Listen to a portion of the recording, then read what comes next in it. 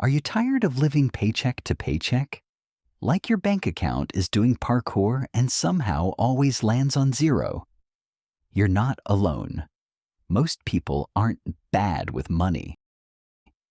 They're just running their finances on a system called whatever happens, happens. And that system is bold. Not smart, but bold.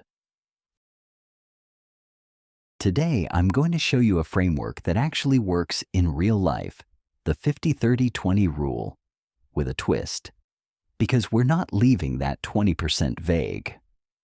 We're splitting it into 10% emergency fund and 10% debt payoff. So you're building safety and progress at the same time. Here's what this does for you. It tells your money where to go before it disappears. It lets you enjoy life without guilt and without living ridiculously frugal. And it builds a safety net, so every surprise expense doesn't turn into a financial emergency. And the best part? You don't need a finance degree. You need a calculator, a notes app, and about 10 minutes of honesty. Before we touch percentages, we've got to define needs and wants the way economics does. Economics starts with one word: scarcity. You have limited money and unlimited things you could spend it on. So budgeting is really just choosing on purpose. All right, needs are essentials required for basic survival and functioning. In budget terms, if you don't pay these, your life gets worse fast.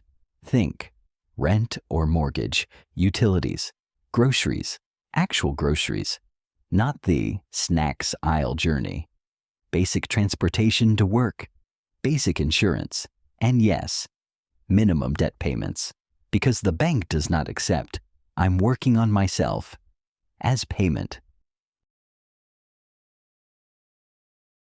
Now, wants are different. Wants improve comfort, enjoyment, or status, but you can survive without them. Wants aren't evil. They're optional upgrades: dining out, entertainment, hobbies, subscriptions, travel, convenience spending, like delivery fees, which is basically the "I'm tired" tax, premium upgrades, designer brands, and yes, new gadgets like the latest iPhone, and other "I deserve it" purchases. Now, quick clarifier so nobody gets confused about debt. Minimum debt payments go under needs because they're required to stay current. But the 10% debt payoff we'll use later is your extra attack money on top of minimums to actually get out faster. Minimums keep you afloat. The 10% is what gets you free. Here's the one-line test to separate needs and wants. If I lost this for 30 days, would my life fall apart? Or would I just be annoyed? Because annoyed is a want. Fall apart is a need. All right, now the buckets make sense. 50% needs, survival and stability. 30% wants, enjoyment without guilt. 20% future you, protection and progress. And our twist, that 20% becomes 10% emergency fund and 10% debt payoff.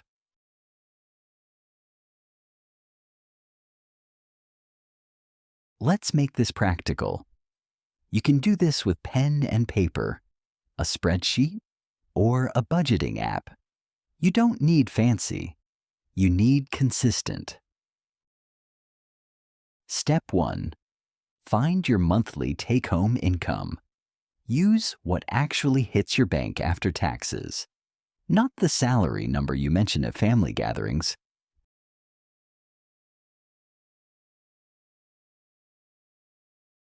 If your income is irregular, average the last 3 months.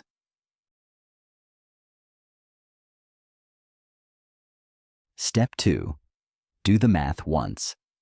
Let's say your take-home pay is $4,000 per month. Needs, 50%? That's $2,000. Wants, 30%. That's $1,200. Future you, 20%. That's $800. Now split the $800. Emergency fund, 10%, $400. Debt payoff, 10%, $400. So your plan becomes needs, $2,000. Wants, $1,200. Emergency, $400. Debt, $400. Clean, simple. No 47 categories. No spreadsheet that looks like it was built for NASA. Now let's talk about the most important part of this plan, the emergency fund. Let me say this as clearly as possible. An emergency fund is not optional. It's not a nice to have. It's not, I'll do it after I pay off debt. It's a non-negotiable if you want your budget to survive real life. Because real life does not care about your spreadsheet. Your tire will not wait until next month. Your kid will not schedule a fever for payday. And your car will choose the worst possible time to make a noise that sounds expensive. Here's the trap people fall into. They try to budget and pay debt with the no buffer. Then something happens, because something always happens, and suddenly the credit card comes out. The debt goes back up, and you feel like you failed. You didn't fail. You were just fighting with no armor. Here's what the emergency fund actually does. First, it prevents backsliding into debt. Most debt isn't created by bad decisions. It's created by surprises. Second, it reduces money stress immediately. Even a small buffer calms your nervous system. You sleep better when your bank account isn't one inconvenience away from disaster. Third, it makes your budget realistic. A budget without an emergency fund is basically a plan that assumes life behaves. Life does not behave. So here's the emergency fund ladder. Start with a starter buffer. $500 to $1,000. That's the I can handle a problem without panic level. Then build toward 1 month of expenses. Then build toward 3 to 6 months of expenses. No, you don't build that overnight. You build it progressively. But you start now. And where does it live? Separate from checking. If it's sitting next to your spending money, it's not an emergency fund, it's a temptation fund. And keep it boring, not invested, not crypto, not your cousin's opportunity. Emergency money has one job: be there instantly when life happens. Now the other 10%, the debt payoff. This is your attack money. The simple strategy is pay minimums on everything, then put the extra toward one debt at a time. Pick your style. Smallest balance first if you need quick wins. Highest interest first if you want the math win. Both work. The best method is the one you'll stick with when you're tired and life is busy. And remember, every dollar of debt you delete is a monthly bill you don't have to pay forever. That's future breathing room. What if your needs are already more than 50%? If you hear 50% needs and you laugh in rent prices, fair.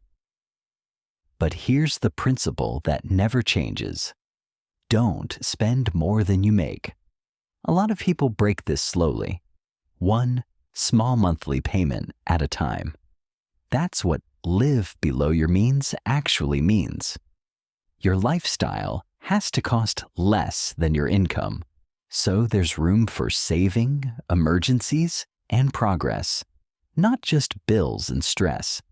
Because if every dollar is already spoken for, you're not budgeting, you're just keeping score.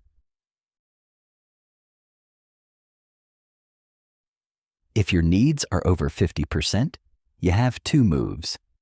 Move 1. Adjust the split temporarily. Maybe it's 60-25-15 for now. That's okay. But keep a future you category, even if it's small. Even 5% builds the habit. Move 2. Lower your means over time. Reduce big fixed costs first. Housing, car payments, high interest debt, recurring bills you don't even like. And please, stop collecting new monthly payments like they're Pokemon cards. Small cuts help, but lowering big fixed costs, that changes everything. And one more truth, if you're constantly overshooting your income, the budget won't save you. You either need to cut costs, increase income, or both, at least until your numbers make sense again. Now the part nobody wants to hear, but everyone needs. This only works if you bring some discipline. Not wake up at 4 a.m. and drink motivation discipline. The boring adult kind. Doing the plan when you don't feel like it. Because money is emotional. Your budget will look great until you have a stressful week, a bad day, or you step into Target for one thing. And if your plan depends on you always being in the mood to make good choices, it's not a plan, it's a wish. Discipline isn't never spending on fun. Discipline is saying, I already decided. The first few weeks will feel annoying. That's normal. Your brain doesn't like limits. Your brain likes snacks and instant gratification. Your brain is basically a golden retriever with a debit card, but the people who win with money aren't the people with the perfect budget. They're the people who do the basics consistently, especially on their worst week. So here's how you make discipline easier. First, track for 1 month. Just 1 month. Write down what you spend. Most people don't need a new budget. They need a mirror. Second, review once a week for 5 minutes. Not a financial ceremony. Just, am I staying in my 50-30-20 lanes? Third, automate the important parts. Automate your future you money. 10% to the emergency fund, 10% to debt payoff. Because discipline is hardest when you're tired. Automation doesn't care if you're tired. And remember this line, discipline isn't restriction. It's buying your freedom back. Quick pitfalls to watch out for. 1. You undercount wants. Little spending adds up fast. Delivery, subscriptions, small treats, random upgrades. So give wants a weekly limit, so you don't wake up mid-month confused. 2. Your emergency fund isn't separate. Fix it with a separate savings account and make it slightly inconvenient to touch. 3. You get too strict. Too strict turns into binge spending later. Keep wants in the budget on purpose. A budget that includes fun is a budget you'll actually follow. All right, recap. Step 1. Use your monthly take-home income. Step 2. Split it. 50% needs, 30% wants, 20% future you. Step 3. Split that 20%. 10% emergency fund, 10% debt payoff. Step 4. Track for a month, adjust honestly, and automate what matters. Try it for 30 days. Not forever, just 30 days.